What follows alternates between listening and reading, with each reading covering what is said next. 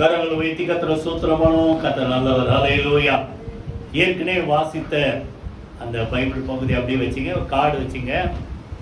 ஆதியாகமம் 12ஆம் அதிகாரம், அதில் தான் இன்னைக்கு நம்ம பார்க்க போகிறோம். முதல்ல நமக்கு ஆண்டவர் கொடுத்த வார்த்தை 2ஆம் வசனத்தில் கடைசி வார்த்தை வாசிங்க. நீ ஆசீர்வாதமாய் இருப்பா. சொல்லுங்க, வாய் திறந்து எல்லாம் சேர்ந்து. நீ ஆசீர்வாதம். பக்கத்தில் அப்படியே திருப்பி ஒரு தடவை விஷ் பண்ணிடுங்க. நீ சொல்லுங்க. ஆமா, நீ நல்லா இருப்ப, நீ ஆசீர்வாதமா இருப்ப. எப்பவுமே நல்லா கவனிங்க. நீங்க மற்றவங்களை ஆசீர்வதிச்சா நீங்க ஆசீர்வாதமா இருப்பீங்க. புரியுதா? ஏன்னா ஆண்டவர் சொல்றாரு, அதான் நீங்கள் யாரை என்ன செய்யாதீங்க, சபிக்காதீங்க. ஆசீர்வதிக்க வேண்டியது என்று என்ன செய்யாதீங்க, சபியாதிருங்கள். புரியுதா? அதனால ஆண்டவர் சொல்றாரு, நீ ஆசீர்வாதமாய் இருப்பாய். அப்போ ஆசீர்வதிக்கப்படுகிறது ஒரு ஆசீர்வாதம், அது ஒரு லெவல் வச்சுக்கணும். அதுக்கு அடுத்த லெவல் தான் நம்ம ஆசீர்வாதமா இருப்பது. ஏற்கனவே சொன்னதுதான்.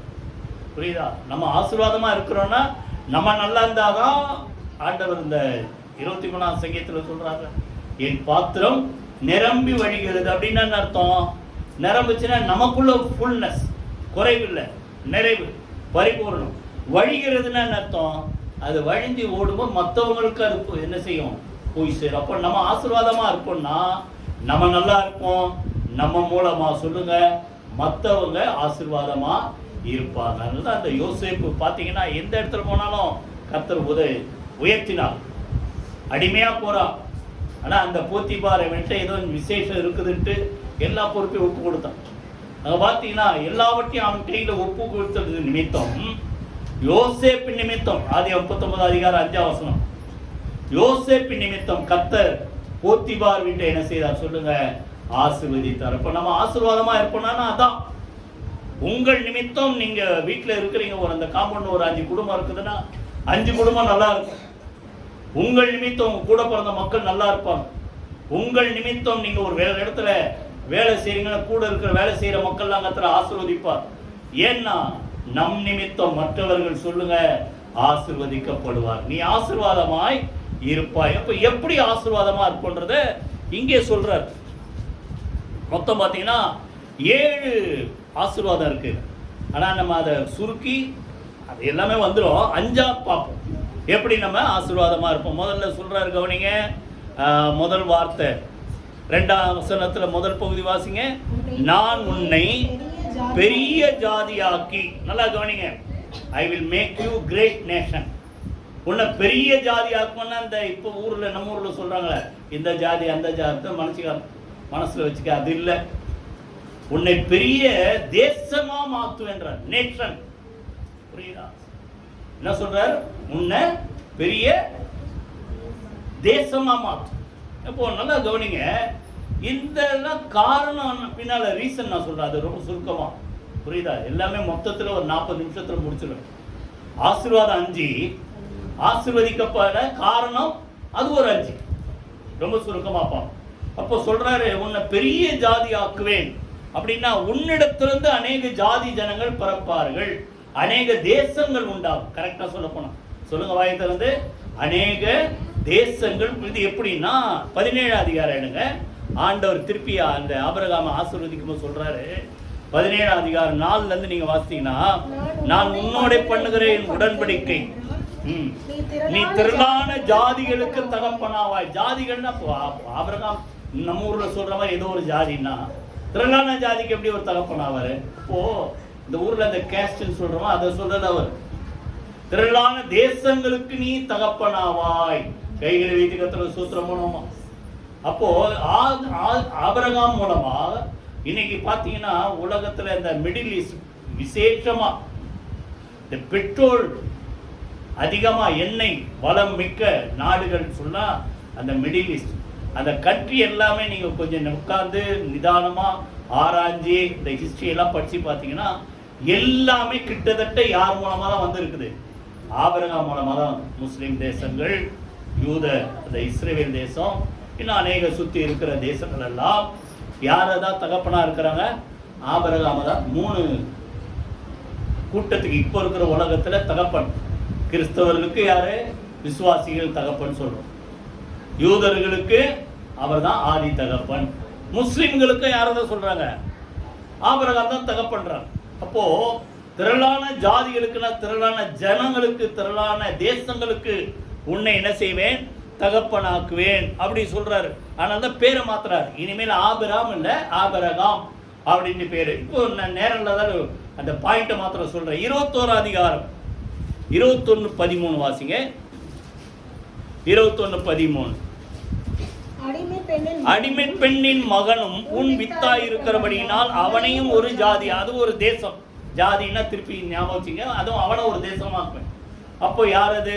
அடிமை பெண். ஆகார் மூலமா பிறந்தது யார? தகப்பன். ஆபிரகாம் தான் தகப்பன். உன் நிமித்தம் அவனை நான் ஆசீர்வதிப்பேன்றார். அப்போ இஸ்மவேல் புரியுதா? அந்த கூட்டம் இன்னைக்கு நிறைய பார்த்தீங்கன்னா அந்த ஆப்பிரிக்கன், அந்த நார்த் ஆப்பிரிக்காவில் பார்த்தீங்கன்னா எல்லாருமே அவங்க ஜனங்க இருக்கிறாங்க.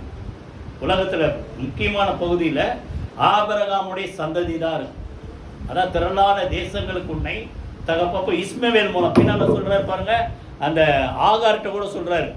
அந்த 21 அதிகாரம் வச்சிருக்கீங்களா?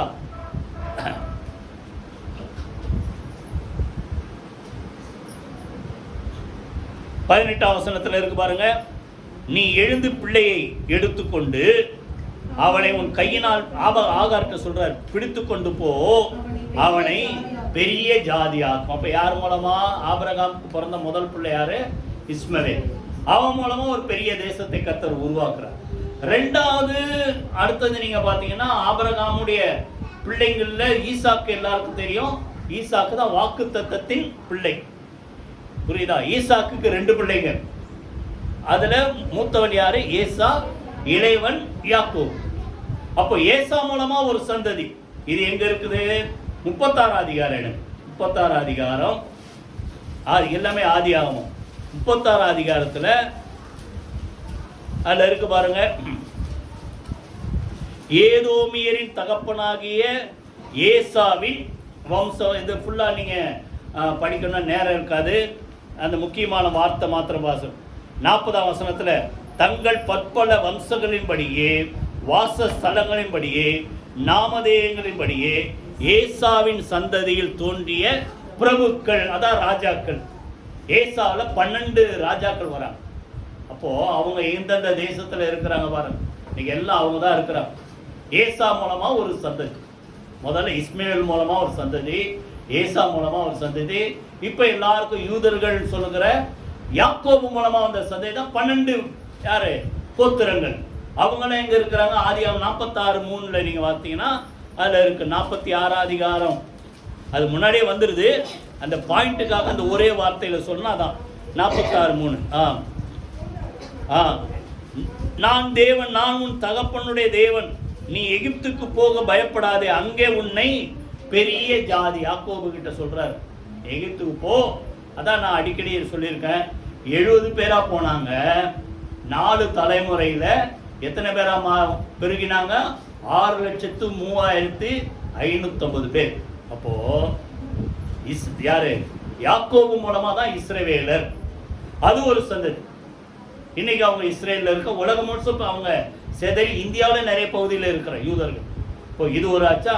எத்தனை ஆச்சு சொன்ன? இஸ்மவேல், ஏசா, யாக்கோபு. இன்னும் பாருங்க, ஆதியாகமம் 25 அதிகாரம். ஆதியாகமம் 25 அதிகாரத்துல 1 வசனம் வாசிங்க. ஆபிரகாம் கேத்துரால் என்னும் பெயர் கொண்ட ஒரு ஸ்திரீயை விவாகம் பண்ணியிருந்தால் அவள் அவனுக்கு சிம்ரானையும், யக்ஷானையும், மேதானையும், மீதியானையும், இஸ்பாக்கையும், சூவாகையும். இப்படி ஒரு சந்ததி வருது. 6ஆம் வசனத்துல பாத்தீங்கன்னா அதுல இருக்கும் பாருங்க. ஆபிரகாமுக்கு இருந்த மறுமனையாட்டின் பிள்ளைகளுக்கோ ஆபிரகாம் நன்கொடைகளை கொடுத்து தான் உயிரோடு இருக்கும் போதே அவர்களை தன் குமாரனாக ஈசாக்கை விட்டு கிழக்கே போக கீழ் தேசத்துக்கு, இவங்க கானான் தேசத்துல இருக்கிறாங்க, இஸ்ரேல் அந்த தேசத்துல இருந்து ஈஸ்ட் கற்பிட்டார். அப்ப கேத்துரால் மூலமா இத்தனை பிள்ளைங்க.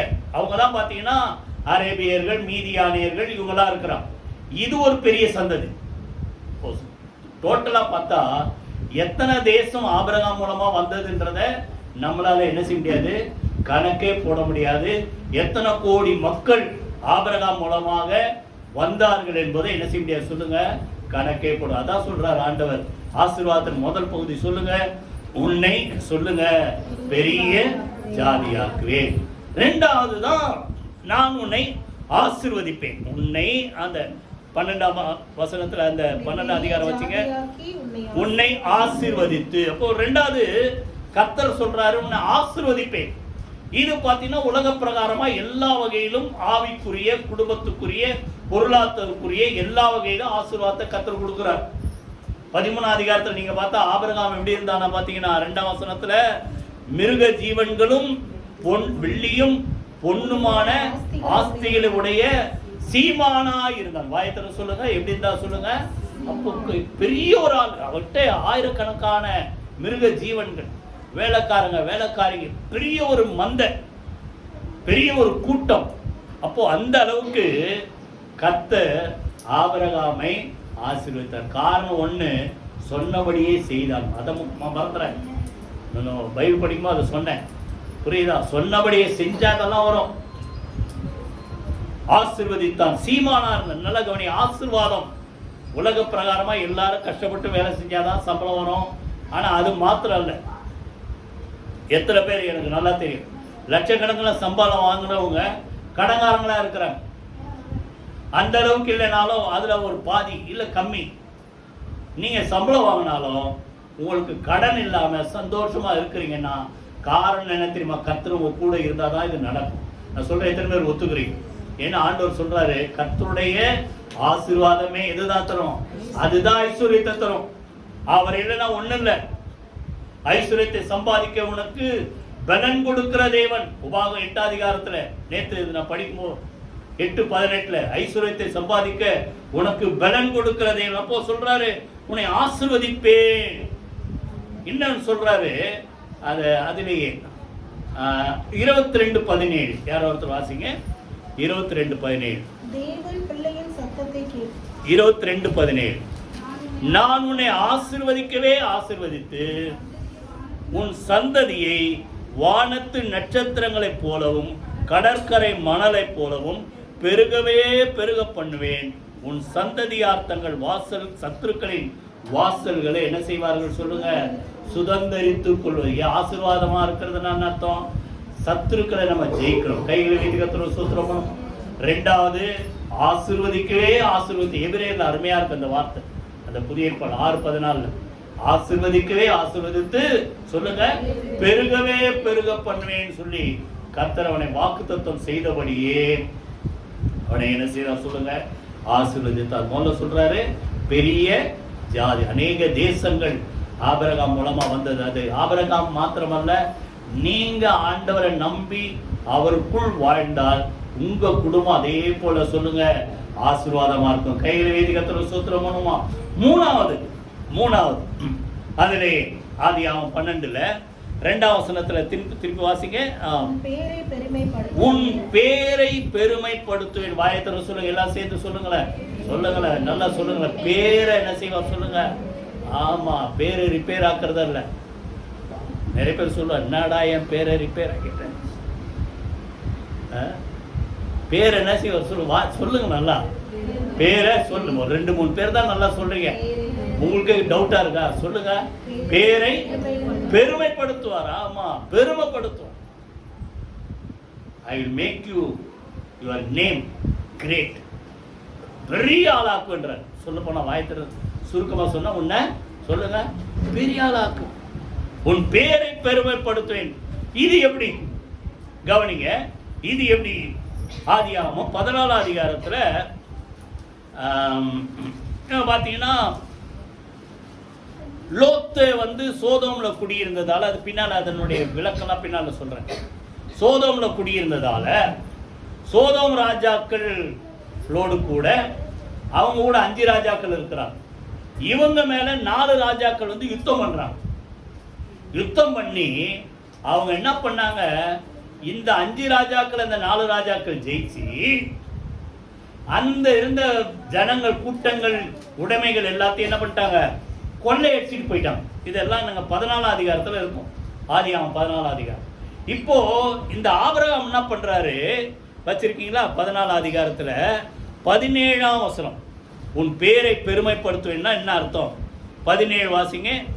அவன் கெதர்லாகோமரையும் அவனோடு இருந்த ராஜாக்களையும் முறியடித்து திரும்பி வருகிற போது சோதோமின் ராஜா புறப்பட்டு ராஜாவின் பள்ளத்தாக்கு என்னும் சாவே பள்ளத்தாக்கு மட்டும் அவனுக்கு எதிர்கொண்டு போன. இவரை இன்வைட் பண்றாரு, வரவேற்கிறாரு. யாரு? சோதோம் ராஜா. யாரை வரவேற்கிறாரு? ஆபிரகாம். மறந்துறாரு, எல்லாமே அவர் தான். ஆபிரகாம வரவேற்கிறார்.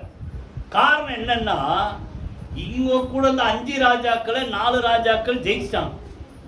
இப்போ சோதோம் ராஜாவும் ஆக்சுவலா தோத்து போனார். என்ன சொல்ல போனா, அவன்கிட்ட இந்த ஜனங்களெல்லாம் அங்கதான் லோத்து இருந்தார், லோத்தையும் சேர்த்து தூக்கிட்டு போயிட்டாங்க. இப்போ என்ன பெருமை, நல்லா கவனிங்க. 5 ராஜாக்கள் ஜெயிக்க முடியாத ஒரு சேனைய தனி ஒருவனா இருக்கிற ஆபிரகாம் தன்னோடு கூட இருந்த ஒரு எத்தனை பேரா? 318 பேர் இருக்கும். பின்னால பார்த்து 318 பேர் சாதாரண அவங்கள போர் வீரர் இல்லை. அவங்களுக்கு இவன் தான் ஆயுதம் கொடுத்து கூட்டுன்னு போறாரு. அப்போ 5 ராஜாக்களால சாதிக்க முடியாதத எத்தனை பேர் புரியுதா? 5 ராஜாக்களால சாதிக்க முடியாதத தனி ஒரு ஆபிரகாம் சாதித்ததால அந்த ராஜா இவனை வரவேற்கிறதுக்கு தேடி வர்றார். இதுதான் சொல்லுங்க, வாயை திறந்து. உன் பேர், வாயை திறக்க மாட்டீங்களா? உன் பேரை பெருமைப்படுத்துவேன். உங்ககிட்ட வந்து சொல்லுவாங்க, நான் என்னென்னமோ பண்ணி பார்த்தேன், என்னால முடியல. நீ எப்படி முடிச்ச? சொல்ல கையை வைத்து கத்தர சோத்திரம். ஆமா, காரணம் சொல்லுங்க, கர்த்தர் நம்மோடு இருக்கிறார். கையில வைத்து கத்தர சோத்திரம். இவனை வந்து இன்வைட் பண்றார், வரவேற்கிறார். அப்போதான் சோதோம் ராஜா சொல்றாரு, ஜனங்களெல்லாம் என்கிட்ட, ஏன்னா இவங்க ஜனங்களை தானே கொள்ளையடிச்சு போனாங்க, ஜனங்களெல்லாம் என்கிட்ட கொடுத்துரு, பொருளெல்லாம் நீ ஏற்றுக்கணும்னு. இவர் யாருக்காக தான் போனார்? தன்னுடைய சகோதரன் லோத்து சிறைப்பிடித்து கொண்டு போகப்பட்டதால இவன் போய் அவனை மீட்டு கொண்டு வந்தார். சரியா? அதனால ஜனங்கள் தான் எனக்கு வேணுமே தவிர எதுவும் என்ன தேவையில்லை, பொருள் தேவையில்லைன்ட்டு கைகளை தேவனுக்கு நேராக என்ன செய்கிறேன், உயர். காரணம் என்ன தெரியுமா? என்னை ஐஸ்வர்யவான் ஆக்குகிறவர் யார் தான்? சொல்லுங்க, ஆண்டவர் தான் என்ன ஆசீர்வதிக்கிறம தவிர நீ எனக்கு ஏதாவது கொடுத்தன்ட்டு ஒரு ஆளும் சொல்லக்கூடாது. எத்தனை பேர் புரியுது? ஆமா, ஒரு மனுஷன் என்னாலதான் இவன் பெரிய ஆளானு சொல்ல வைக்க மாட்டார் ஆண்டவர். காரணம், கர்த்தருங்க கூட இருந்தா அவர் உங்களை உயர்த்துவார். நீ சொல்லுங்க, உன் பேரை வாயத்திற சொல்லுங்கள, உன் பேர் என்ன செய்வேன், பெருமைப்படுத்துவேன். இது ஒரு சம்பவம். 5 ராஜாக்கள் சாதிக்க முடியாதத ஆபிரகாம் சாதிச்சார், பெருமைப்படுத்துறார். இன்னொரு இடத்துல, ஒரு இடத்துல போய் ஆபிரகாம் குடி இருக்கிறார். 21 அதிகாரத்தில், ஆதியாகமம் 21 அதிகாரம். அதுல பாத்தீங்கன்னா அந்த பெலிஸ்தருடைய ராஜா, அவன் பேரு வந்து பாத்தீங்கன்னா அபிமெலேக், அவனுடைய சேனாதிபதியும் இங்க இருக்கிறாங்க. இருக்கும்போது அவன் பண்றான், நல்லா கவனிங்க. அக்காலத்திலே 22ஆம் வசனம், யாராவது வாசிங்க.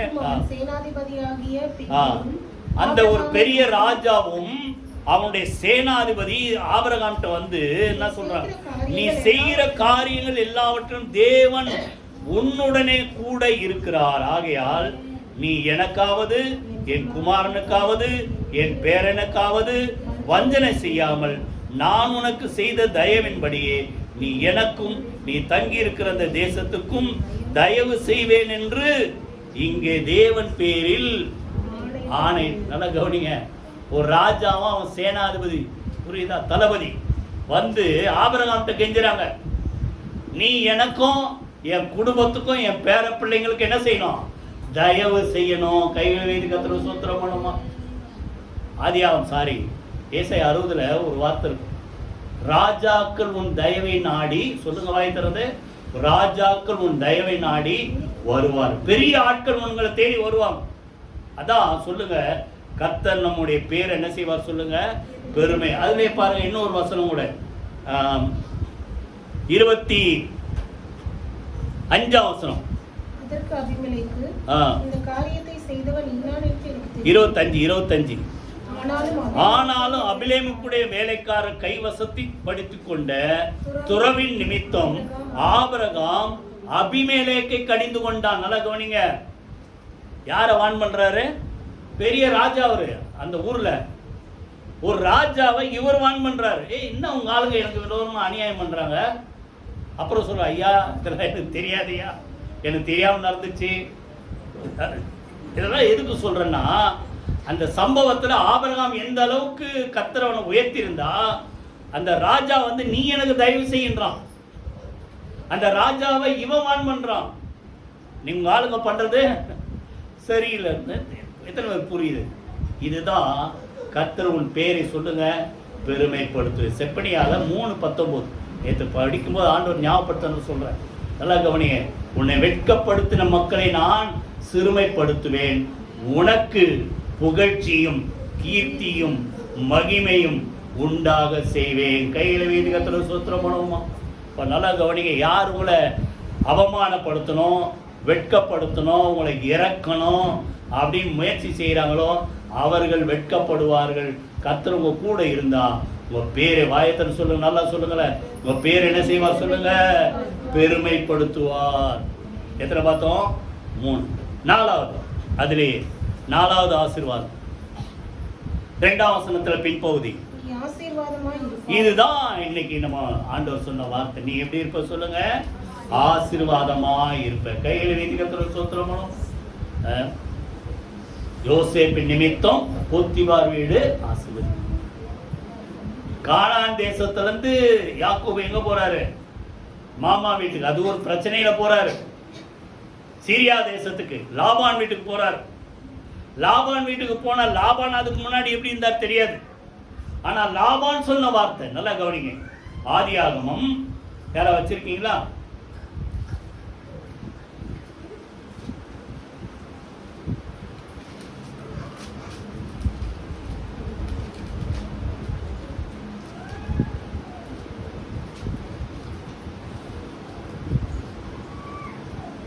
அதிகாரமா அதுல இருக்கும் பாருங்க. 30:27 யாராவது வாசிங்க. 30:27. அப்பொழுது லாபான், உன் கண்களில் எனக்கு தயவு கிடைத்ததே, ஆனால் நீரு நிமித்தம் கர்த்தர் என்னை ஆசீர்வதித்தார். நல்லா கவனிங்க. குறிப்பினால் அறிந்தேன். இவனை வந்து மட்டம் தட்டணும்னு முயற்சி செஞ்சு 10 தடவை சம்பளத்தை மாத்தின ஒரு லாபான். அவன் சொல்றான், நீ என் கூட இருந்தாதான் எனக்கு ஆசீர்வாதம். நான் இந்த அளவு பருகி பெருகி இருக்கிறேன். நான் காரணம் என்ன தெரியுமா? கர்த்தர் உன் நிமித்தம் என்னை ஆசீர்வதித்தார் என்று நான் குறிப்பினால் அறிந்து கொள்ளப்ப இவர் டெஸ்ட் பண்ணியிருக்கார். நமக்கு இவ்வளோ இல்லையே, இத்தனை வருஷமா இந்த ஊர்ல தானே இருக்கிறோம், நம்ம இந்த அளவுக்கு பெருகலையே, இப்ப திடீர்னு நமக்கு எல்லாம் நிறைய வந்திருக்குது. காரணம் என்னன்ட்டு யோசித்து பார்த்திருப்பார். பார்த்தா யாரால தான் வந்திருக்குது? கானான் தேசத்திலிருந்து வந்த யாக்கோபால தான். அவன் வாயை திறந்து அறிக்கை பண்றான், உன் நிமித்தம் கர்த்தர் என்னை ஆசீர்வதித்தார் என்று நான் குறிப்பினால் அறிந்து கொண்டேன். கையில வீதி கர்த்தருக்கு ஸ்தோத்திரமா. இதுதான் சொல்லுங்க, வாயை திறந்து சொல்லுங்க, ஆசீர்வாதமாய் இருப்போம். இப்போ நல்லா கவனிங்க. ஒரு சில காரியங்கள் நம்ம வாசித்து, இது என்ன? நீ ஆசீர்வாதமாய் இருப்பாய். அதிலே அதனுடைய அர்த்தம் இன்னும் சொல்ல போனா 3ஆம் வசனத்துல இருக்கு பாருங்க.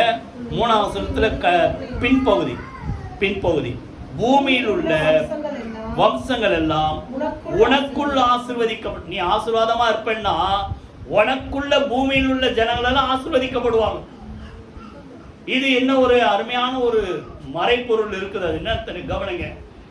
இப்போ வாசிங்க. ஆதியாகமம் 18ஆம் அதிகாரம் 17ஆம் வசனம். அப்பொழுது கர்த்தர் ஆபிரகாம் பெரிய பலத்த ஜாதி ஆவதினாலும் அவனுக்குள் பூமியில் உள்ள சகல ஜாதிகளும் ஆசீர்வதிக்கப்படுவதினாலும் நான் செய்ய போகிறதை ஆபிரகாமுக்கு நல்லா கவனி. ஆண்டவருக்கு தெரியும், இவனுக்குள்ளதான், இவன் மூலமா தான் ஜனங்கள் எல்லாம் என்ன செய்வாங்க? ஆசீர்வதிக்கப்படும். அது ஆபிரகாமால மாத்திரம் இல்ல, ஆபிரகாம்ல இருந்து ஒரு சந்ததி வரும். அது யாரு? யாக்கோபுடைய சந்ததி. அதுல ஒரு யூதா கோத்திரம். அந்த யூதா கோத்திரத்துல ஒருத்தர் பிறப்பார். அவர் யார் சொல்லுங்க? ஆண்டவராகி இயேசு கிறிஸ்து. கையில வீதி கர்த்தருக்கு ஸ்தோத்திரம். இப்போ ஒரு 2-3 வசனத்தை வாசிங்க, அப்பதான் புரியும். ஆபிரகாம் மூலமா எப்படி சந்ததிகள் ஆசீர்வதிக்கப்படுது, நம்மளும் ஆசீர்வதிக்கப்பட்டிருக்கோம்.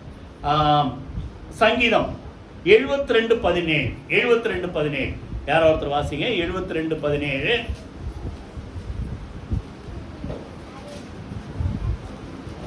அவருடைய அவருடைய நாமம். இது யாரை குறித்த வசனம்னா ஆண்டவராக இயேசு கிறிஸ்துவை குறித்த தீர்க்க தரிசன வசனம். அவருடைய நாமம் என்றென்றைக்கும் இருக்கும்.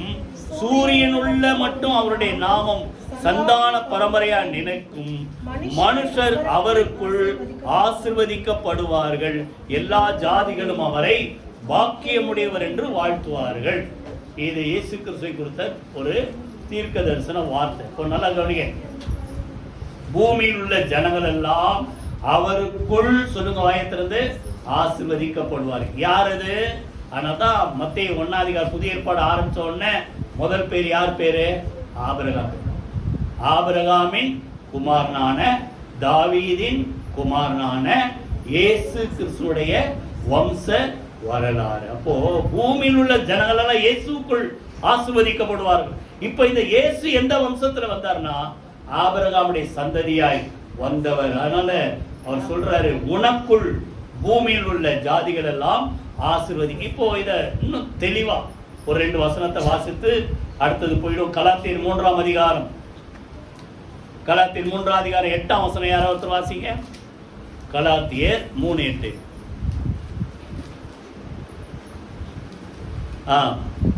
மேலும் தேவன் விசுவாசத்தினாலே புறஜாதிகளை நீதிமான்கள் ஆக்குகிறார் என்று வேதம் முன்னாக கண்டு உனக்குள் சகல ஜாதிகளும் ஆசீர்வதிக்கப்படும் என்று ஆபிரகாமுக்கு சுவிசேஷமா அறிவித்தது. அப்போ ஆபிரகாமுக்கு பிள்ளையே பிறக்கிறதுக்கு முன்னாடி சொல்றாரு, உனக்கு ஒரு பிள்ளை வரும், அது புள்ள மூலமா சந்ததி வரும், ஒரு சந்ததி மூலமா யார் வருவாரு?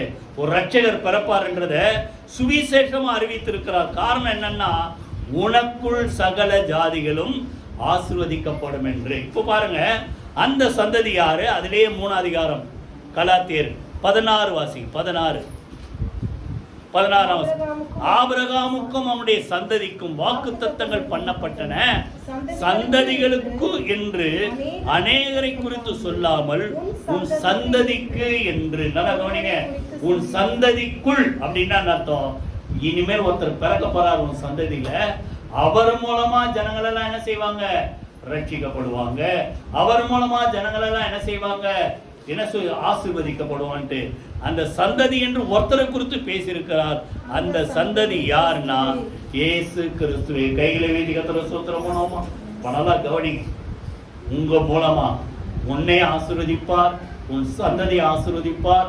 சந்ததியின் சந்ததி என்ன செய்வார்? சொல்லுங்க வயதிலிருந்து ஆசீர்வதிப்பார். ஆபிரகாமுக்கு சொன்ன ஆசீர்வாதத்தின்படி இயேசு கிறிஸ்து வந்தார். அவருக்குள் பூமியில் உள்ள இப்ப நம்மெல்லாம் சேர்ந்து அவர் மூலமா தான் என்ன செய்யப்பட்டோம்? சொல்லுங்க, ஆசீர்வதிக்கப்பட்டோம். கையில் வைத்து ஏசாயால நிறைய வசனம் புரியுதா?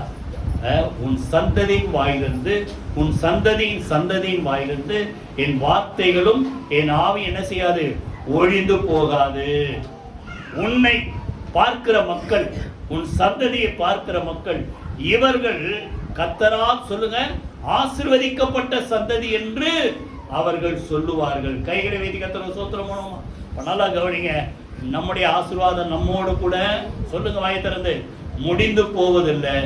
நம்ம மூலமா, நம்ம சந்ததி மூலமா அநேகமாயிரம் மக்கள் சொல்லுங்க ஆசீர்வதிக்கப்படுவார். 4வது 5வது ஆசீர்வாதம் தான் 3வது வசனம். முதல் பகுதி வாசிங்க. 5வது ஆசை 12:3. உன்னை ஆசீர்வதிக்கிறவர்களை ஆசீர்வதிப்பேன், உன்னை சபிக்கிறவர்களை சபிப்பேன். உன்னை சபிக்கிறவனை சபி. நல்லா, அதை ஏற்கனவே நான் சொல்லிட்டேன். ஆசீர்வதிக்கிற மக்கள் நிறைய பேர் இருப்பாங்க. சபிக்கிறவர்கள் என்ன போட்டு சபிக்கிறவன் சபிக்கப்படுவான். அப்போ ஏதோ ஒண்ணு நம்ம நல்லா இருக்குமோ எப்பவுமே ஒரு 2 பேருக்கு என்ன இருக்கும்? கொஞ்சம் பொறாம இருக்கிறா. ஏதோ காரணம் இல்லாம ஏதாவது ரீசன் ஏதாவது தேடி ஏதாவது வந்துன்னா பயப்படாதீங்க.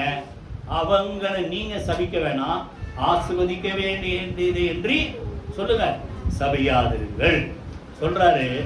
ஆசீர்வதிக்கிறவர்கள் ஆசீர்வதிக்கப்படுவார்கள், சபிக்கிறவன் சொல்லுங்க சபி. இத வாக்கு தத்துவம் அப்படியே தொடர்ந்து வருது பாருங்க. ஈசாக்கு யாக்கோபு ஆசீர்வதிக்கும் இதே வார்த்தை சொல்றாரு. 27 அதிகாரம் ஆதியாகமம் 27-29 யாராவது வாசிங்க. 27 அதிகாரம் ஜனங்கள் உன்னை சேவிக்கவும் ஜாதிகள் உன்னை வணங்கவும் கடவர்கள். உன் சகோதரருக்கு எஜமானா இருப்பாய். உன் தாயின் பிள்ளைகள் உன்னை வணங்குவார்கள். சொல்றாருங்க, உன்னை சபிக்கிறவர்கள் சபிக்கப்பட்டவர்களும் உன்னை ஆசீர்வதிக்கிறவர்கள் ஆசீர்வதிக்கப்பட்டவருமாய் இருப்பார்கள் சொல்லி அவனை சொல்லுங்க. யாக்கோபை ஈசாக்கு ஆசீர்வதிக்கிறப்போ ஆண்டவருடைய ஆசீர்வாதம் சந்ததி சந்ததியா தலைமுறை தலைமுறையா சொல்லுங்க வந்து கொண்டே இருக்குது. இப்ப சொல்லுங்க, நம்மை ஆசீர்வதிக்கிற சொல்லுங்க, வாய் தரது ஆசீர்வதிக்கப்படுவார்கள். சபிக்கிறவர்கள் சொல்லுங்க. என்ன இதை குறித்து ஒரு வசனம் வாசித்து அது அடுத்து போயிடுவோம். 60ஆம் அதிகாரம் ஏசாயா 60ஆம் அதிகாரம் 12ஆம் வசனம். யாரோ ஒருத்தர் வாசிங்க. ஏசாயா 60:12. உன்னை சேவிக்காத ஜாதியும் 12 உன்னை சேவிக்காத ஜாதியும் ராஜ்யமும் அழியும். அந்த ஜாதிகள் நிச்சயமா சொல்லுங்க. நல்லா கவனிக்க, யாரெல்லாம் நம்ம கூட இருக்கிறாங்களோ அவங்க ஆசீர்வதிக்கப்படுவாங்க. கையில வீதி கத்துற சூத்திரமான எதிர்த்து நிற்கிறவர்கள் சொல்றாரு, சபிக்கிறவன் சபிக்கப்படும். ஆனா நம்ம அதுக்காக நீ யாரும் சபிக்கணும்னு நினைக்காதீங்க. சொல்லுங்க, திருப்பி சொல்ற, நீங்க நம்ம வேலை என்ன சொல்லுங்க, ஆசீர்வாதத்தை சுதந்திரித்துக் கொள்ள வேண்டும் என்று அறிந்தவர்களாய், அப்படி நம்ம அழைக்கப்பட்டவர் என்று அறிந்தவர்களாய் நீங்க என்ன செய்யணும், ஆசீர்வதிக்கதான் செய்யணுமே தவிர ஒருவரே என்ன செய்யக்கூடாது சொல்லுங்க, சபியாதிருங்கள். கைகளை வைத்து கத்துற சூத்திரமா உன்னை சேவிக்காத ஜாதியை கத்தர் பார்த்துக்கிறேன்ற. இதுக்கு நல்ல ஒரு சம்பவம் என்னன்னா, இந்த ஜனங்க வராங்கன்ட்டு மோவாபின் ராஜா பாலாக் கேள்விப்பட்டு பேயோர்ல இருந்து கிட்டத்தட்ட 700 கிலோமீட்டர் தூரத்துல ஒரு தீர்க்கதரிசி இருக்கிறான், குறி சொல்றவன் பிழையாம். அவனை கூப்பிட்டு வர, எப்படியாவது நீ எனக்காக இந்த ஜனங்களை என்ன செய்யணும், சபிக்கிற. ஏன்னா நல்ல கவனிங்க, யுத்தம் செய்து அவங்களை மேற்கொள்ள முடியாது. ஆனா குறுக்கு வழியில ஒரு ட்ரை பண்றான், சபிக்க வச்சிடலாம் அப்படின்ட்டு. ஏன்னா அவனுக்கு இந்த குறி சொல்ற அந்த பிழையாமனுடைய பவர் அவனுக்கு தெரிஞ்சிருக்கு. நீ சபிக்கிறவன் சபிக்கப்படுவான்ட்டு நான் இங்க தெரிஞ்சிருக்குது. அதனால நீ வந்து என்ன செய், அவங்க இந்த ஜனங்களை என்ன செய்யணும், சபிக்கணும்னு. அப்ப நல்லா கவனிங்க, கர்த்தர் அவனை என்ன செய்யல, சபிக்க விடலை. கைகளை வீதி கர்த்தரை சுத்திரமானோமா, நீ அவங்கள என்ன செய்யாத, அவங்க கூட போவானா அவங்கள. நீங்கள் 22, 23, 24 3 அதிகாரம் படிச்சு பாரு, என்ன ஆகும். அவங்க கூட போவாத, அவங்கள சபிக்காத. காரணம் அங்கே கர்த்தர் சொல்றார், அவர்கள் யாரு, அவர்கள் ஆசீர்வதிக்கப்பட்டவர்கள். கையில வீதி கர்த்தரை சுத்திரமானோமா. அதனால என்ன செய்யாத, சபிக்காதன்னு. திருப்பி திருப்பி இவன் ட்ரை பண்றான். அந்த பாலாக் ராஜா பொண்ணும் பொருளை நிறைய கொடுத்து எப்படியாவது இந்த ஜனங்களை என்ன பண்ணிட்டு சபிக்கணும். உங்களுக்கு விரோதமா யாராவது அப்படி முயற்சி செஞ்சா ஒரு நாளும் பயப்படாதீங்க. அப்பதான் பாலாக் பிழையாம் சொல்றான், தேவன் சபிக்காதவனை நான் சபிப்பது எப்படி, அவர்கள் ஆசீர்வதிக்கப்பட்டவர்கள் சொல்லி அங்கதான் சொல்றாரு, இஸ்ரவேலுக்கு விரோதமான குறி சொல்லுதல் இல்லை, யாக்கோபுக்கு விரோதமான சொல்லுங்க மந்திரவாதம் இல்லைன்னு சொல்லி அந்த மக்களை அவன் ஆசீர்வதிச்சு பின்னால சொல்றாரு, இஸ்ரவேலை ஆசீர்வதிப்பதே கர்த்தருக்கு பிரியம் என்று யாருக்கு தெரிஞ்சிருக்குது, சபிக்க வந்த மனுஷனுக்கு தெரிஞ்சிருக்குது. அப்போ பயப்படாதீங்க. உங்களுக்கு விரோதமா யாராவது எழும்பனா அவங்களுக்கு திட்டம் தெளிவா ஆண்டவர் பேசுவார். நீ என்னதான் ட்ரை பண்ணாலும் இவங்களை என்ன பண்ண சொல்லுங்க, வாயை திறந்து இவங்களை என்ன பண்ண முடியாது, சபிக்க முடியாது. ஏன், இவர்கள் சொல்லுங்க ஆசீர்வதிக்கப்பட்டவர்கள். கையில் வைத்து கர்த்தரை சூத்திரமா, உன்னை ஆசீர்வதிக்கிறவனை நான் ஆசீர்வதிப்பேன், சபிக்கிறவனை சபி. எத்தனை பார்த்தோம் சொல்லுங்க, 7 இருக்குது. ஆனா இதை 5 சுருக்கி பார்த்தோம். முதல்ல சொல்லுங்க, உன்னை பெரிய ஜாதி, அநேக தேசங்கள். 2வது உன்னை ஆசீர்வதிப்பேன். 3வது உன் பேரை பெருமைப்படுத்துவேன். 4வது நீ அநேக ஜாதிகளுக்கு ஆசீர்வாதமா இருப்ப, உனக்குள்ள ஜனங்கள் ஆசீர்வதிக்கப்படும். 5வது உன்னை ஆசீர்வதிக்கிறவரை நானும் ஆசீர்வதிப்பேன். சரியா? இப்போ இதெல்லாம் வேணும்னா ரீசன் இருக்கு, புரியுதா? எதனால ஆபிரகாமை கர்த்தர் ஆசீர்வதித்தார்? 5 காரியம் ரொம்ப கரெக்டா 10 நிமிஷத்துல பார்த்து முடிச்சிருவோம் ஷார்ட்டா. இப்போ ஏற்கனவே நான் படித்தோம் 12ஆம் அதிகாரத்துல முதல்ல என்ன செய்யறார் ஆண்டவர், அவனை அழைக்கிறார். நீ எல்லாத்தையும் விட்டுட்டு என்ன செய்ய சொல்லுங்க. 1ஆம் வசனத்துல, நான் உனக்கு காண்பிக்கும் தேசத்துக்கு என்ன செய், புறப்பட்டு போ. அப்ப நல்லா கவனிங்க, விட வேண்டியதை விட்டாதான், சொல்லுங்க வாய் திறந்து, விட சொல்ல வாயை திறக்க மாட்டீங்களே, விட வேண்டியதை விட்டாதான் ஆசீர்வாதம். விட மாட்டேன்னா நடக்காது. ஆண்டவர் வார்த்தைக்கு 2வது சொல்லுங்க, கீழ்ப்படி. 4ஆம் வசனத்துல இருக்கும், நான் மேலோட்டமா சொல்லிட்டு முடிச்சிடறேன், இந்த ரீசன் மாத்திரம் தெரிஞ்சுங்க. கர்த்தர் சொன்னபடியே ஆபிரகாம் புறப்பட்டு போனான். கைகளை வீதி கர்த்தர் சுத்துறப்போ நல்லா கவனிங்க, நீங்க ஆண்டவர் சொன்ன வார்த்தைக்கு கீழ்ப்படிந்து நடந்தா நிச்சயமா சொல்றேன், நீங்க ஆசீர்வதிக்கப்பட்டவங்களா இருப்பீங்க. கைகளை வீதி கர்த்தர் சுத்துறோமா, வேற என்ன வந்தாலும் சரி, கீழ்ப்படிதலை விட்டுட்டு வேற ஏதாவது கிடைக்கவே கிடைக்காது. அந்த சவுல் ஆகாபையும் அமலேக்கர் என்ன செய், மொத்தமா அழிச்சிருன்றார். ஆனா இவன் தனக்கு ஆதாயமா ஏதாவது கிடைக்குமான்ட்டு நல்லதெல்லாம் பிடிச்சி வச்சுக்கிட்டு ஒண்ணு இல்லாதெல்லாம் என்ன செஞ்சான், அழிச்சான். இப்ப நல்லா கவனிங்க, கர்த்தர் சொல்ற வார்த்தை வந்ததுன்னா முற்றிலுமா என்ன செய்யணும் சொல்லுங்க, கீழ்ப்படி. இதுல நமக்கு சாதகமா கொஞ்சம் எடுத்துக்கலாம், புரியுதா, நமக்கு ஆதாயமா கொஞ்சம் எடுத்துக்கலாம், அதை வச்சுக்கலாம் இதை வச்சுக்கலாம்னா ஒரு நாளும் என்ன செய்ய முடியாது, ஆசீர்வதிக்கப்பட முடியும். முழுசா என்ன செய்யுங்க, கீழ்ப்படிங்க. கர்த்தர் சொன்ன வார்த்தைப்படி நடங்க, கர்த்தர் உங்களை என்ன செய்வார் சொல்லுங்க, ஆசீர்வதிப்பார். 2வது, அந்த ஆபிரகாம்கிட்ட ஆண்டவர் பார்த்தது பொறுமை. சொல்லுங்க வாய் திறந்து, பொறுமை இருந்ததா? பொறுமை ஆபிரகாமுக்கு இருந்ததா? 13ஆம் அதிகாரத்துல எல்லாரும் சம்பவத்தை நானே சொல்லிடுறேன்.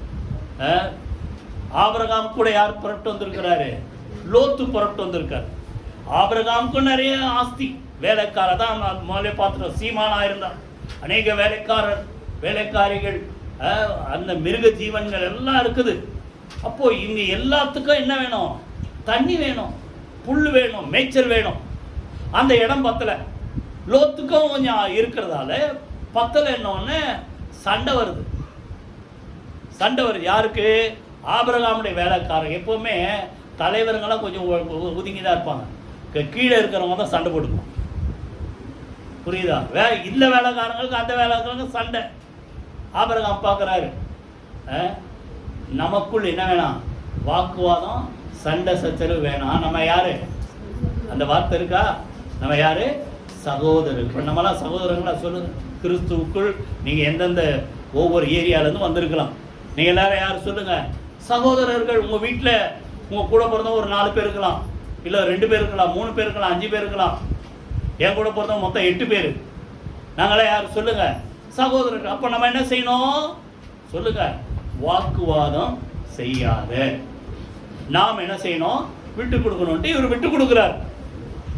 நீ பாரு, உனக்கு எந்த இடம் உனக்கு பிரியமா இருக்கு, செழிப்பா இருக்கு, நல்லா இருக்குன்னு தோணுதோ, உனக்கு நான் முதலிடம் கொடுக்குறேன், நீ தெரிஞ்சுக்கோ அப்படின்னோடனே லோத்து சோதம் செழிப்பா இருக்குன்னொடனே சோதம் டைரக்ஷனில் போயிட்டார். இவர் போனவனை தான் ஆபிரகாமே ஆண்டவர் ஆசீர்வதிக்கிறார். உன் சந்ததிக்கு நீ பார்க்குற தேசம் முடிச்சு என்ன செய்வேன், கொடுப்பேன். இப்போ நல்லா கவனிங்க, நீங்க விட்டு கொடுத்தாதான் சொல்லுங்க வாயை திறந்து, பொறுமை எதுல தெரியும், எதுல தெரியும், சண்டைகள்னா பொறுமை இல்லை சொல்லுங்க. விட்டு கொடுத்தாதான் நீங்க என்ன செய்வீங்க, பொறுமையா இருப்பீங்க. கர்த்தர் உங்களை என்ன செய்வார் சொல்லுங்க, ஆசீர்வதி. ஒரே ஒரு வசனம் மாத்திரம் வாசி, அடுத்தது போயிடும். 1 கொரிந்தியர்ல 1 கொரிந்தியர் 6ஆம் அதிகாரம் 6ஆம் வசனம், யாராவது வாசிங்க. 1 கொரிந்தியர் 6:6. சகோதரனோட சகோதரன் வழக்காடுகிறான், அவிசுவாசிகளுக்கு முன்பாக அப்படி செய்கிறான். நல்லா கவனிங்க, ஒருத்தரோட என்ன செய்யறாங்க, வழக்காடுறாங்க, வாக்குவாதம், சண்டை சச்சரவு. அப்போ சொல்றாரு, அவிசுவாசிக்கு முன்னாடி நீ உன் கூட பிறந்தவங்க கிட்ட என்ன பண்ற, இருக்குதா வாக்குவாதம், சண்டை. அதை விட என்ன சொல்றாரு, நீங்கள் ஒருவரோடு ஒரு வழக்காடுகிறது எவ்விதத்திலும் குற்றமாய் இருக்கிறது. அப்படி செய்கிறதை விட நீங்கள் ஏன் அநியாயத்தை சகித்துக் கொள்ளுகிறதில்லை, ஏன் நஷ்டத்தை அதான வேணும் பொறுத்துக்க முடியலையே. கொஞ்சம் ஜாஸ்தி எடுத்துட்டா போட்டவன் விட்டுருங்களேன், அநியாயத்தை என்ன செய்யுங்க பொறுத்துங்க. அந்த மத்தையில அருமையா சொல்றாரு, 1 மைல் தூரம் வர ஒண்ணு பலவந்தம் பண்ணா அவங்க கூட எத்தனை மைல் போகணும் படிச்சிருக்கீங்களா இல்லையா? இதெல்லாம் 2 மைல் தூரம் போ. புரியுதா? உன் வஸ்திரத்தை எடுத்துக்கொள்ளணும்னு நினைக்கிறவனுக்கு எதையும் விட்டுரு, அங்கேயே விட்டுருன்றார். பாதி எடுத்துக்கினா மீதியும் கொடுத்துருன்றார். அதான கஷ்டம் இல்ல? நல்லா கவனிங்க. விட்டு கொடுத்தாதான் ஆசீர்வாதம். கைகளை வீட்டு கர்த்தருக்கு ஸ்தோத்திரம் பண்ணுவோமா? பொறுமை அதனாலதான் வெளிப்படுது. 3வது அவன்கிட்ட ஆண்டவர் பார்த்தது விசேஷமா, முக்கியமா, அதான் முக்கியம். ஆதியாகமம் 15:5 அவர் அவனை வெளியே அழைத்து, நீ வானத்தை அண்ணாந்து பார், நட்சத்திரங்களை என்ன உன்னாலே கொடுப்பானால் அவைகளை என்ன என்று சொல்லி, பின்பு அவனை நோக்கி, உன் சந்ததி இவ்வனமா இருக்கும் என்றார். 6ஆம் வசனத்துல சொல்றாரு, அவன் ஆபிரகாம் கர்த்தரை விசுவாசித்தான், அதை அவர் அவனுக்கு நீதியாக எண்ணினார். கையில வீதி கர்த்தரை 3வது சொல்லுங்க, ஆண்டவர் அவன்கிட்ட பார்த்தது விசுவாசம். விசுவாசம் இல்லைன்னா ஆசீர்வாதம் வராது. புரிய? எந்த காரியம் இருந்தாலும் சொல்லுங்க, காண்கிறதை நம்புகிறது சொல்லுங்க, நம்பிக்கை அல்ல, காணாததை நம்பினோம்னால் அது கிடைக்கும். இது வரைக்கும் உங்களுக்கு கிடைக்கல, நடக்கல, வரல, ஆனா நீங்க ஆண்டவர் மேல நம்பிக்கையா இருங்க, அதை கர்த்தர் கொடுப்பார். அதுதான் ஆசீர்வாதம். புரியுதா? சந்ததி ஒண்ணும் இல்ல, ஆனா ஆண்டவர் சொல்றார், உன் சந்ததி கடற்கரை மணலை போல இருக்கும், வானத்து நட்சத்திரத்தை போல இருக்கும் சொல்லும் போது ஆபிரகாம் அதை செய்தான். சொல்லுங்க, விசுவாசித்தா. இன்னும் சொல்ல போனா ரோமர்ல ரம்மையா அருமையா எழுதிருக்கு, நம்புகிறதற்கு 4ஆம் அதிகாரத்தில் ஏதுமில்லாதிருந்தும் அதை நம்பிக்கையோட விசுவாசித்தார். அப்போ ஒரு சில காரியங்கள் எல்லாரும் நம்புறோம். நீங்களாம் நம்புறீங்க, நானும் நம்புறேன். அநேக காரியங்கள் உங்க குடும்பத்துல மற்ற காரியங்கள் இதெல்லாம் நடக்கணும், இதெல்லாம் கிடைக்கணும். புரியுதா? அப்போ சான்ஸே இல்லைனாலும் சொல்லுங்க, வாயை திறந்து, நம்ம என்ன செய்யணும்? சான்ஸே இல்லைனாலும் முழுசா என்ன செய்யணும் சொல்லுங்க, நம்பணும். சரீரம் செத்து போச்சு. எத்தனை வயசு? 99 வயசு. புரியுதா? இந்த அம்மாவுக்கு 89 வயசு. ஆனா 100வது வயசுல ஒரு பிள்ளைய கர்த்தர் அவனுக்கு கொடுக்க முடியும்னா எதையும் செய்ய சொல்லுங்க, வாயை திறந்து, கர்த்தராலே முடியும் என்று நீங்க நம்புங்க. நீங்க நிச்சயமா ஆசீர்வதிக்கப்படுவீங்க. கையில வீட்டு கர்த்தரை ஸ்தோத்திரம் பண்ணுமா? அந்த சாராளுடைய விசுவாசம் அப்படிதான் சொல்ற. எபிரேயர் 11ஆம் அதிகாரம் முழுசுமே விசுவாசத்தை குறித்த அறிக்கை. அந்தபடியே சாராலும் விசுவாசத்தினாலே கர்ப்பம் தரித்து. புரியுதா? இப்போ அவ சரீரம் பலவீனப்பட்டது, கர்ப்பம் பலவீனப்பட்டது, சரீரம் செத்து போனது. அதை எண்ணாதபடிக்கு விசுவாசத்தினாலே கர்த்தர் சந்ததியை தருவார் என்று சொல்லி நம்பி அவள் என்ன செய்தார் சொல்லுங்க, பிள்ளையை பெற்றெடுத்தாள். கையில வீதி கர்த்தரை ஸ்தோத்திரம் பண்ணல. 3வது சொல்லுங்க, விசுவாசம் இருந்தாதான் ஆசீர்வாதம். வரலையா வரோட்டு நம்புங்க, கிடைக்கலையா கிடைக்கும் நம்புங்க, நடக்கலையா சொல்லுங்க, வாயை திறந்து, நடக்கணும் சொல்லுங்க, நடக்கும் சொல்லுங்க, கர்த்தர் செய்வார். 3வது விசுவாசம்.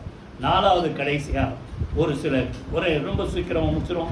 22ஆம் அதிகாரம் 12ஆம் வசனம். 22:12. அப்பொழுது அவர், பிள்ளையாண்டான் மேல் உன் கையை போடாதே, அவனுக்கு ஒன்றும் செய்யாதே, நீ அவனை உன் புத்திரன் என்றும் உன் ஏகசுதன் என்றும் பாராமல் எனக்காக ஒப்பு கொடுத்தபடியினால் நீ தேவனுக்கு பயப்படுகிறவன் என்று இப்பொழுது அறிந்திருக்கிறேன்.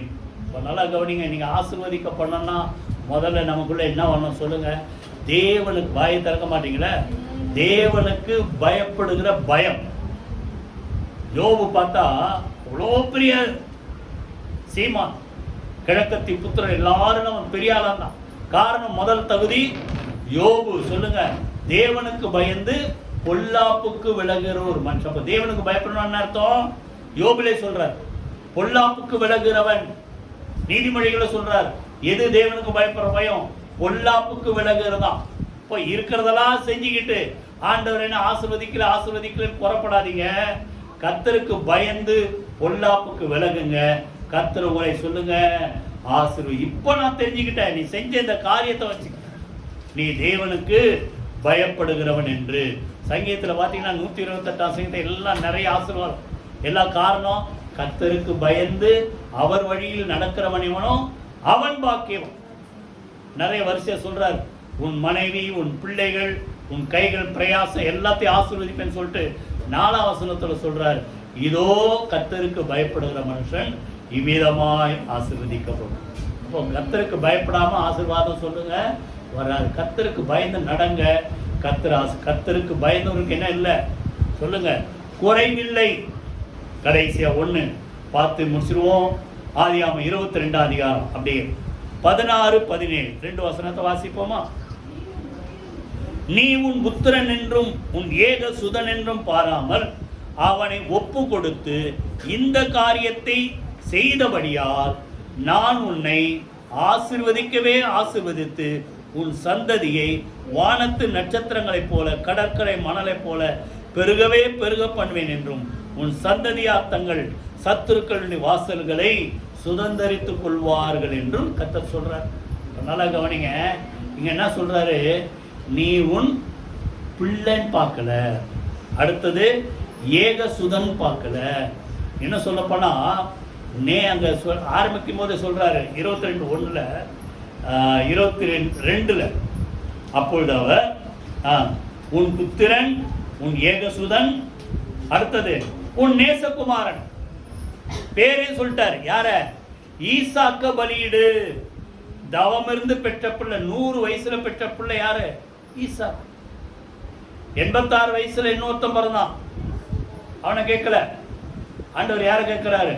உன்னுடைய நேச யார் மேல ரொம்ப பிரிய வச்சிருக்கிற அவனை நான் காண்பிக்கிற அந்த மலை மேல என்ன செய், பலியிடு. சொன்ன உடனே கவனிங்க, ஆபிரகாம் அங்க போட்டிருக்க பாருங்க பின்னால, அவர் கர்த்தர் சொன்னபடியே அவன் என்ன செய்தான் சொல்லுங்க, புறப்பட்டு போனான். இருக்கா 2ஆம் 3ஆம் வசனத்தில் பின்பகுதி, தேவன் தனக்கு குறித்த இடத்திற்கு யாரு? ஈசாக்கை அழைத்து கொண்ட ஆபிரகாம் புறப்பட்டு போனான். கவனிங்க, அப்போ இதுதான் ஒரு டெஸ்ட். ஆண்டவர் ஒரு நாளும் நரபலி கேட்கிற தேவன் அல்ல. நீ யாருக்கு முதலிடம் கொடுக்க? தேவனுக்கு முதலிடம் கொடுக்கிறியா, இல்ல உன் குடும்பத்துக்கா, உன் பிள்ளைகளுக்கா, உன் கணவனுக்கா, மனைவிக்கா, இல்ல எப்படியும்? புரியுதா? எத்தனை பேர் புரியுது? ஆண்டவர் அதுக்காக யாரையும் நேசிக்காதுன்னு சொல்லல. தேவன் நம்மிடத்தை கேட்கிற முதல்ல அன்புதான். முதலாவது உன் தேவனாக்கத்திடத்துல சொல்லுங்க, முழு இருதயத்தோடு, முழு ஆத்துமாவோடு, முழு மனதோடு, முழு பலத்தோடு அன்பு கூறு. 2வது, நீ உன்னை நேசிக்கிற மாதிரி பிறனிடத்தில் என்ன செய். அப்போ நேசமாயிரு, அன்பாயிரு தான் சொல்றார். ஆனா முதலிடம் யாருக்கு சொல்லுங்க? யாருக்கு? பிள்ளையா ஆண்டவரானா என்ன சொல்லுவீங்க? சொல்றீங்களா? பரவாயில்ல. பிள்ளையா ஆண்டவரானா ஆண்டவர் தான். புரியுதா? ஏன்னா அது ஒரு 2-3 வாரம் முன்னாடி பிரியா பேசும், நீ என்னை பார்க்கிலும் உன் பிள்ளைகளை, ஏலியை பார்த்து கேட்கிறார 1 சாமுவேல் 2ஆம் அதிகாரத்தில் ஆண்டவர் 26ஆம் வசனமா 29ஆம் வசனம் நினைக்கிறேன் அதுல இருக்கும், நீ என்னை பார்க்கிலும் உன் பிள்ளைகளை மதிப்பானேன். அப்புறம் யார் சொல்றதை கேட்குறீங்க? ஆண்டவர் சொல்றதை கேட்குறீங்களா, இல்ல வேற யார் சொல்றதை கேட்குறீங்களா? அப்போ நல்லா கவனிங்க, நீங்க ஆசீர்வதிக்கப்படணும்னா முதலிடம் யாருக்கு? வாயத்தில் சொல்லுங்க, முதலிடம், ஃபர்ஸ்ட் ப்ரிஃபரன்ஸ் யாருக்கு கொடுக்குறீங்க? இதைதான் ஆண்டவர் பார்ப்பார். சொல்றாரு, பலியிடுன்னு சொன்னோன்னு புறட்டு போறானான்னு பார்க்குறேன். புறட்டு போயிட்டார். அடுத்தது மலை மேலே ஏறிட்டார். வேலைக்காரனா நிறுத்திட்டு ஈசாக்கும் ஆபிரகாம் மாத்திரம் புறட்டு போறாங்க. எது வரைக்கும் பார்க்குறாரு? கட்டையை அடுக்கி அவனை கட்டி அந்த விறகு மேலே கிடத்துற வரைக்கும் பார்த்து கத்தி எடுக்கும்போது சொல்றாரு, எப்பா நான் உன்னை டெஸ்ட் பண்ணிட்டேன், நீ என்ன செய், பிள்ளையாண்டன மேலே செய்யாத, கையை போடாத, இதோட நிறுத்து. இப்போ நான் தெரிஞ்சுக்கிட்டேன், நான் சொல்றதை நீ கேட்கிற மனிதன். எல்லாரும் எழுந்து கத்துற சூத்திரமணி ஜெபம் பண்ணுவோமா? நீ ஆசீர்வாதமாய் இருப்பா. எல்லாரும் கத்துற துதிப்போம். கத்த நல்லவர். அல்லேலூயா. 5 வகையில நம்ம பார்த்தோம். சொல்லுங்க, உன்னை பெரிய ஜாதி, அநேக தேசங்களுக்கு தகப்பனாக மாற்றுவேன். 2வது சொல்லுங்க, நான் உன்னை ஆசீர்வதிப்பேன். 3வது உன் பேரை பெருமைப்படுத்துவேன். 4வது உனக்குள் ஜனங்கள் ஆசீர்வதிக்கப்படுவார், நீ ஆசீர்வாதமா இருப்பாய். 5வது உன்னை ஆசீர்வதிக்கிறவரை நான் ஆசீர்வதிப்பேன். இப்போ பார்த்தீங்கன்னா 5 காரியம். இதுக்கு ரீசன் என்ன? ஆசீர்வாதத்துக்கு முதல்ல கீழ்ப்படிதல். 2வது சொல்லுங்க, விட்டு கொடுக்கணும், பொறுமை. மூணாவது தேவன் மேல விசுவாசம், நாலாவது தேவனுக்கு பயந்து நடக்கணும், அஞ்சாவது முதலிடம் யாருக்கு கொடுக்கணும்? கர்த்தருக்கு கொடுக்கிறோமா, வேற எதுக்காக கொடுக்கிறோம்? கரங்களை உயர்த்தி கர்த்தரை ஸ்தோத்திரம் பண்ணுவோமா? கர்த்தரை துதிப்போம். நன்றி தகப்பனே, நீ சொன்ன அந்த வார்த்தைக்காக நாங்கள் நன்றி செலுத்துறோம். நீ ஆசீர்வாதமா இருப்பா சொன்ன வார்த்தையின்படியே ஆண்டவரே, ஆபிரகாமுக்கு சொல்லப்பட்ட ஆசீர்வாதங்கள் இயேசு கிறிஸ்து மூலமாக எங்கள் ஒவ்வொருவருக்கு கர்த்தர் வாக்குத்தத்தம் செய்திருக்கிறபடினால பூமியில் உள்ள வம்சங்கள் எல்லாம் உனக்குள் ஆசீர்வதிக்கப்படும் சொல்லி இயேசு கிறிஸ்து மூலமாக அத்தனை ஆசீர்வாதம் எங்களுக்கு உண்டாவதற்காக நாங்கள் நன்றி செலுத்துறோம். அநேக மக்களுக்கு நாங்கள் ஆசீர்வாதமாய் இருப்பதற்காக நன்றி செலுத்துறோம். உன் பேரை பெருமைப்படுத்துவேன் சொன்ன வார்த்தையின்படி ஜனங்களை கர்த்தாவை ஜனங்களுக்குள்ள ஜாதிகளுக்குள்ள கர்த்தர் உயர்த்துவதற்காக நன்றி செலுத்துறோம். ஆபிரகாமிட்ட இருந்த அந்த 5 நல்ல குணங்கள் எங்கள் வாழ்க்கையில இருப்பதாக, தேவனுக்கு பயந்து நடக்க, உமக்கு முதலிடம் கொடுக்க, உமக்கு கீழ்ப்படிய, விட்டு கொடுக்க, பொறுமையா இருக்க கர்த்தர் எங்கள் கற்றுத் தருவீராக. ஒவ்வொருவரையும் அப்படியாக ஆபிரகாமை போல ஆசீர்வாதமாய் மாற்றுவீராக. இயேசு கிறிஸ்துவின் ஜீவனுள்ள ஜெயமுள்ள நாமத்தில் ஜெபிக்கிறோம் நல்ல பிதாவே, ஆமென், ஆமென். நம்முடைய கர்த்தராகிய இயேசு கிறிஸ்துவின் கிருபையும் பிதாவாகிய தேவனுடைய அன்பும் பரிசுத்த ஆவியானவருடைய அன்யோன்ய ஐக்கியம் நம் அனைவரோடு சகல பரிசுத்த அனைவரோடும் ஆண்டவராகிய இயேசு கிறிஸ்து வரைக்கும் மட்டும் இருப்பதாக. ஆமென். என் ஆத்துமாவே கர்த்தரை ஸ்தோத்திரி, என் முழு பேருடைய பரிசுத்த நாமத்தை ஸ்தோத்திரி. என் ஆத்துமாவே கர்த்தரை ஸ்தோத்திரி, அவர் செய்த சகல உபகாரங்களை மறவாதே. ஆமென், ஆமென். God bless you.